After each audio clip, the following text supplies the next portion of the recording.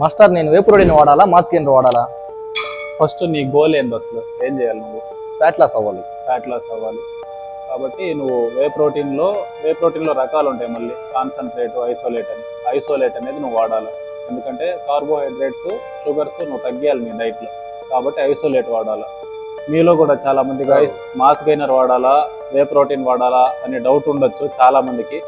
Mass gainer అనేది ఎవరైతే ఎక్కువగా క్యాలరీస్ని తీసుకోలేకపోతున్నారో అటువంటి వాళ్ళకి ఈజీగా క్యాలరీస్ వాళ్ళ బాడీలోకి పంపించడానికి ఒక డ్రింక్, అంతే తప్ప అది పెద్ద మ్యాజిక్ ఏం చేయదు. దాని బదులు మీరు నార్మల్గానే ఫుడ్ని ఇంక్రీజ్ చేసి తీసుకోవచ్చు, లేదా ప్రోటీన్లోనే అన్ని రకాలుగా ఫ్రూట్స్, నట్స్ యాడ్ చేసుకొని షేక్ లాగా కూడా తీసుకోవచ్చు.